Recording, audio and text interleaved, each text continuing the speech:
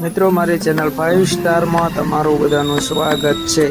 આજે આપણે શીખીશું પ્રીમેક્સ EX10 જે મશીન આવે છે અને E09 ની જે એરર આવે છે એ આપણે શીખવાનું છે। દેખો 0 થઈ ગઈ છે, એવી રીતના આપણે આખા વિડિયો સાથે શીખીશું। તો ચાલો આજનો આપણે વિડિયો ચાલુ કરીએ। જો મિત્રો આજે E09 ની જે એરર આવે છે આ એરર ક્યાંથી આવે છે, શા માટે આવે છે અને કેવી રીતે दूर करवानी छे।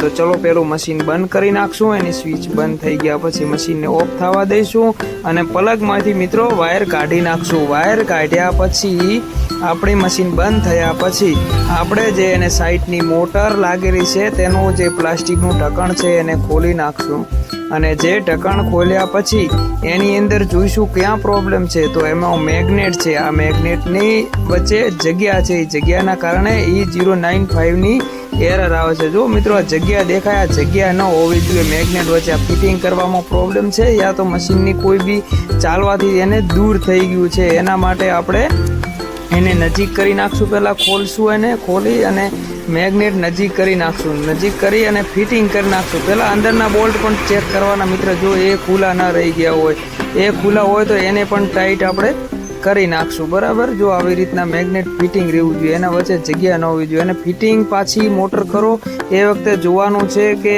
આરવા જે વાયર અર્થિંગનો આપલ છે એ બોલ્ટની વચ્ચે ફિટિંગ કરવાનો છે। એટલે એરો એ બોલ્ટ વચ્ચે વાયર ફિટિંગ કરી અને આવી રીતના બોલ્ટ પકડી રાખીને પેલો એ બોલ્ટના 2 ઓટા ચડાવી દઈશું, બરાબર છે।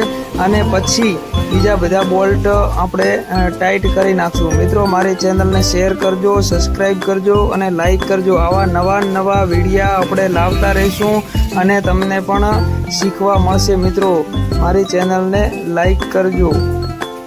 અને ફાઇનલ આપણે આ ચારે બોલ્ટ ટાઈટ કરી નાખશું। બોલ્ટ ટાઈટ કર્યા પછી આપણે આગળ જોઈશું શું થયું એનું, બરાબર છે મિત્રો।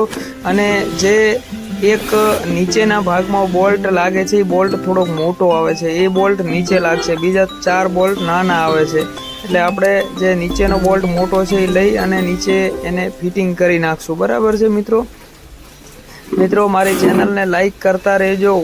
આવા નવા વિડીયો જોવા માટે બેલ બટનને દબાવી રાખજો। તો આપણે હવે આનો પ્લગમાં આપણે વાયર પેલો ભીડાઈ દઈશું। વાયર નાખ્યા પછી એની સ્વિચ ઓન કરશું। સ્વિચ ઓન કર્યા પછી આપણે જોઈ લેશું કે મશીનની એરર ગઈ કે નહીં। સ્વિચ ઓન થઈ ગઈ છે અને જો મિત્રો ફાઇનલ 0 આવી ગયો છે અને મશીન પણ તમારે સામે ચાલે જ રહ્યું છે। ધન્યવાદ મિત્રો, લાઈક કરતા જજો અને એક કોમેન્ટ પણ લખજો આ વિડીયો તમને કેવો લાગ્યો। થેન્ક યુ મિત્રો।